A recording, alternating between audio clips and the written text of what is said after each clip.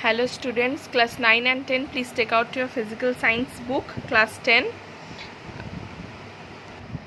chapter 7, page number 91, atomic nucleus. आज हम लोग पढ़ेंगे एटॉमिक न्यूक्लियस. ओके, तो इसमें देखो फर्स्ट जो है रेडियो एक्टिविटी. क्या बोल रहे हैं? इन 1896 फ्रेंच फिजिस्ट हेनरी बेकरेल 1896 में हेनरी बेकरेल बोल के एक फिजिस्ट है जो फर्स्ट ऑब्जर्व किया था एक रेडिएशन का. ठीक है, मतलब एक नॉर्मली तुम लोग एक रे बोल सकते हो. ठीक है, एक रेडिएशन को ऑब्जर्व किया था. इन 1898 हेनरी बेकरेल 1896 में ऑब्जर्व किया था और 1898 में Marie Curie and Pierre Curie दोनों ऑब्जर्व किया था ये वाला. तो उसके बाद ये जो फेनोमेनन है उसका नाम दिया था रेडियो एक्टिविटी. ओके, तो the term radioactive rays was offered by Marie Curie and the phenomenon was called radio activity.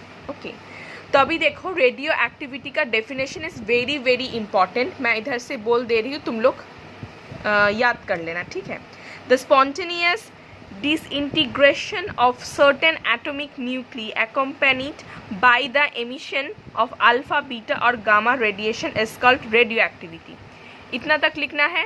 मतलब मैं डेफिनेशन का बोल रहा हूँ. अगर व्हाट इज़ रेडियो एक्टिविटी या डेफिनेशन ऑफ रेडियो एक्टिविटी ये क्वेश्चन आया तो ये 10 स्पॉन्टेनियस से इधर रेडियो एक्टिविटी तक लिखना है. उसके बाद लिखना है radioactivity is a nuclear phenomenon which is not connected with the electronic configuration of the outermost cell. Okay, तो ये हो गया रेडियो एक्टिविटी का डेफिनेशन. रेडियो एक्टिविटी का डेफिनेशन में क्या बोल रहा है? ये वाला रेडियो एक्टिविटी, ये जो प्रोसेस है ये नेचुरली भी हो सकता है या आर्टिफिशियली भी हो सकता है. कोई भी टर्म में नेचुरली या आर्टिफिशियली कोई न्यूक्लियस तोड़ के अल्फा, बीटा, गामा ये तीनों रेस जो निकलता है न्यूक्लियस से, मतलब एक न्यूक्लियस से अल्फा, बीटा, गामा ये तीनों रेस निकलेगा. ये जो फेनोमेनन है, ये जो प्रोसेस है, इसको बोला जाता है रेडियो एक्टिविटी. ओके, तो रेडियो एक्टिविटी का अगर डेफिनेशन मांगा तो कहाँ से बोलना है? ये बोलना है the spontaneous disintegration of certain atomic nuclei accompanied by the emission of alpha, beta and gamma radiation is called radioactivity. Radioactivity is a nuclear phenomenon which is not connected with the electronic configuration of the outermost cell. Clear? अच्छा, next है nature of alpha, beta and gamma rays and their origin. First है alpha rays. Alpha rays का nature क्या बोल रहा है? These are not rays but consist of alpha particles, each of which carries 2 units of positive charge and 4 units of mass. ठीक है, तो क्या बोल रहा है? ये हमेशा याद रखना, alpha rays is a positive charge. Okay, तो क्या बोल रहा है? These are not rays but consist of alpha particles, each of which carries 2 unit of positive charge. एक alpha particle 2 unit of positive charge carry करता है और 4 unit of mass carry करता है. ठीक है, तो एक अल्फा पार्टिकल का 2 unit positive charge and 4 unit mass. Okay, therefore alpha particle may be considered as a helium atom carrying 2 unit of positive charge. ठीक है, तो इसमें magnitude charge carried by an alpha particle उसका दिया है, ये याद रखना, एंड द मास ये भी दिया है. ठीक है, अच्छा, नेक्स्ट है वेलोसिटी. क्या बोल रहा है? The velocity of alpha particle is 1/10 of that of light. जो लाइट है उसमें से जो अल्फा पार्टिकल निकलेगा वो 1/10 होगा. Okay, penetrating power, the alpha particles are stopped and completely observed by a sheet of paper और by a sheet of lead 1 mm thick. Okay, अच्छा, ionising power, alpha rays due to their high velocity and relatively large mass produce intense ionisation of the gas through which they pass. Okay, तो ये जितना सारा nature है alpha, beta, gamma का, ये सारा nature और ऑरिजिन इधर दिया है. ये तुम लोग नॉर्मली पढ़ो और इधर से मतलब रीडिंग पढ़ो, थोड़ा छोटा मोटा बहुत क्वेश्चन आ सकता है. ठीक है, अच्छा, नेक्स्ट है बीटा रेस. इसमें बोल रहा है nature, measurement of charge to mass ratio of beta particle shows that beta rays is a stream of electrons, it's charge is 4.8 into 10 to the power -10 ESU और कॉलम में दिया है। ठीक है, तो अभी देखो हम लोग फर्स्ट में जो पढ़े थे अल्फा रेस क्या बोले थे, पॉजिटिव चार्ज, लेकिन बीटा रेस नेगेटिव चार्ज है। ये हमेशा याद रखना, ये शॉर्ट क्वेश्चन में आ सकता है या MCQ कुछ में भी आ सकता है। Alpha rays are positive and beta rays are negative. Okay, तो इसका वेलोसिटी है, पेनिट्रेटिंग पावर है। ठीक है, beta particles have very high penetrating power because of their high velocity and small size. Their penetration power is nearly 100 times that of alpha particle. मतलब alpha particles का 100 times है, nearly 100 times of मतलब 100 times है penetrating power. They can easily pass through 1 centimeter thick aluminium sheet. Okay, जहाँ उसका alpha का था कितना था, था mm thick. Okay, ionizing power, they can cause ionization of air, but the effect is much less than that of alpha particle because they are much lighter than alpha particle. तो alpha particle थोड़ा thick है और ये थोड़ा lighter है। Okay, next है gamma particles. Okay, gamma rays, इसमें क्या बोल रहे हैं, gamma rays are not deflected by electric field. It is concluded by gamma rays are nothing but electromagnetic radiation of very short wavelength. When alpha or beta particles are discharged from the atomic nucleus, the daughter nucleus attains a high energy excited state. This excess energy is then emitted in the form of gamma radiation. So gamma rays are always emitted after the emission of alpha or beta particles. Okay, तो इसका velocity क्या बोल रहा है, travel with velocity of light, penetrating power है और ionising power है। They are uncharged, they can ionise air और gas to a very small extent. ठीक है, तो ये अनचार्ज्ड है। तो अल्फा रेस था पॉजिटिव, बीटा है नेगेटिव एंड गामा है अनचार्ज्ड। ओके ओके, अच्छा, इधर एक टर्म है डॉटर न्यूक्लियस। अभी तुम लोग पूछ सकते हो what is daughter nucleus. Daughter nucleus ये है कि जो एक है पेरेंट न्यूक्लियस, एक है डॉटर न्यूक्लियस। जैसे तुम लोग लाइफ साइंस में भी पढ़े होंगे कि पेरेंट सेल, डॉटर सेल, वो सब, तो वैसा ही है जो न्यूक्लियस से बनता है, दैट इज पेरेंट सेल, और उसके बाद जो फॉर्म होता है that is daughter nucleus. Okay, अच्छा, radioactive elements, the naturally occurring radioactive elements are uranium, protactinium, thorium, actinium, radium, radon and polonium. ठीक है, ये जो मैं ब्रैकेट लगाई हूँ ये बहुत इम्पॉर्टेंट है। ठीक है, ये जो एलिमेंट्स, रेडियो एक्टिव एलिमेंट्स, ये शॉर्ट क्वेश्चन आ सकता है। All man-made elements, that is elements whose atomic numbers are more than 92 are radioactive. Okay, अच्छा, radioactive disintegration और decay, ये क्या है, during the emission of alpha and beta particles, alpha और beta particles का emission के time, the nucleus of the atom disintegration मतलब break हो जाता है to form a different nucleus. ठीक है, तो जो मैं अभी थोड़ा बोल रही थी पेरेंट न्यूक्लियस, उससे ब्रेकअप होके अलग अलग डिफरेंट न्यूक्लियस फॉर्म होता है। This phenomenon is called radioactive disintegration और रेडियो एक्टिव डीके।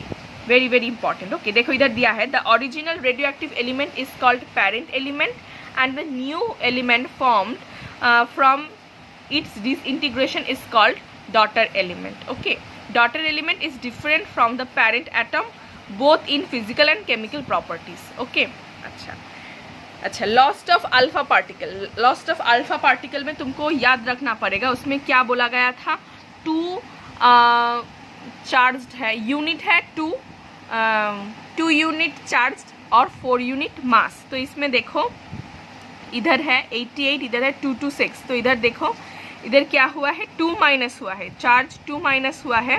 ठीक है, और इधर से देखो मास 4 माइनस हुआ है। When a radioactive element emits a alpha particle emits an alpha particle, the daughter element formed has an atomic number which is 2 less than the parent element. मतलब parent element से 2 माइनस होगा क्योंकि 2 charge था, ठीक है. And a mass number which is 4 less than the parent element. हम लोग पहले ही बोले थे पेरेंट एलिमेंट कितना था 4, मतलब मास कितना था 4 यूनिट था, तो इधर से 4 माइनस होगा, जैसे कि एग्जाम्पल देकर दिया है, ठीक है. वैसे भी लॉस ऑफ बीटा पार्टिकल जिसमें 1 प्लस होता है, चार्ज में 1 प्लस होता है, लेकिन मास का कोई चेंज नहीं होता है, ठीक है. उसका भी ऐसा एग्जाम्पल दिया है.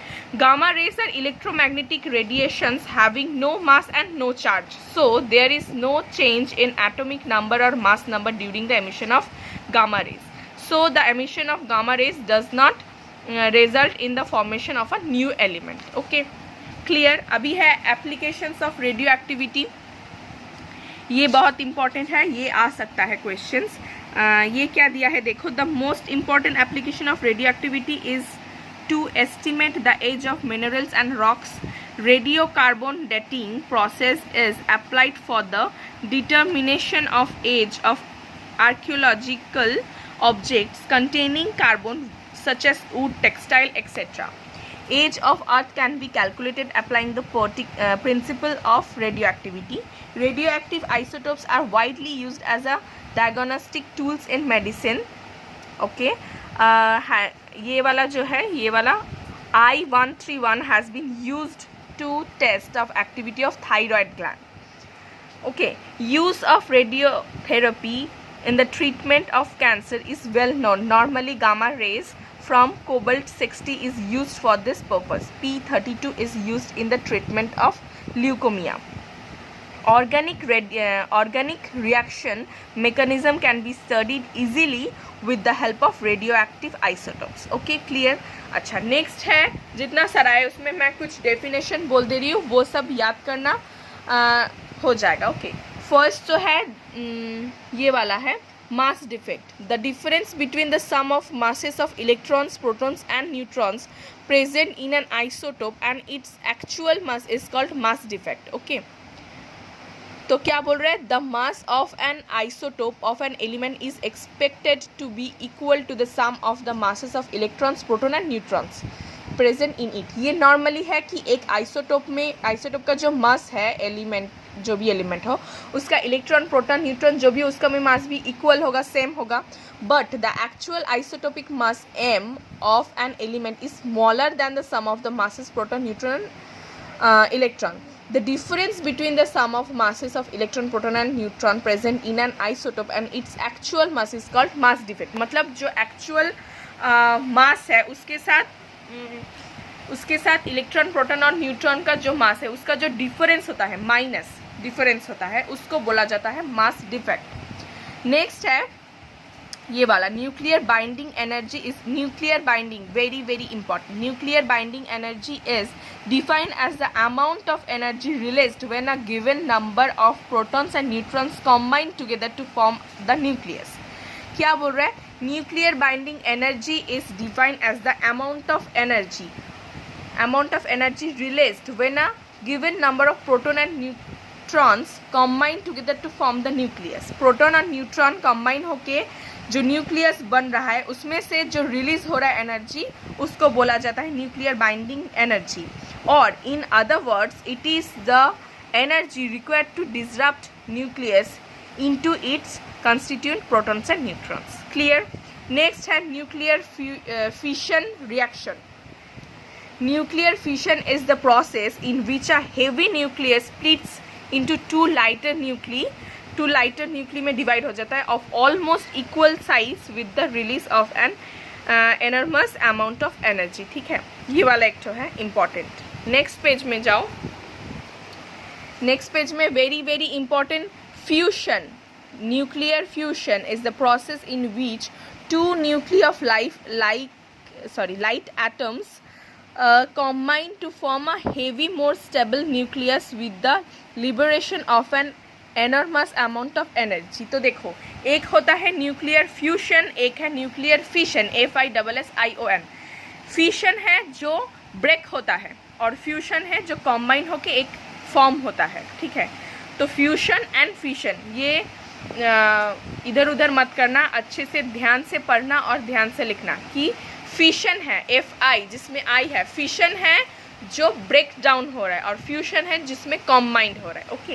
And last important that is risk of nuclear power plants, okay. ये वाला थोड़ा रीडिंग पढ़ लेना, कुछ इधर उधर हो, कुछ प्रॉब्लम हो तो मुझसे पूछ लेना। और एक तो है जो हल्का सा रीडिंग पढ़ने से ही चलेगा, nuclear fusion in the sun and the stars, the principle of solar energy is the fusion of hydrogen nuclei inside the sun. Sun contains an adequate amount of hydrogen and a very high temperature is maintained at its center.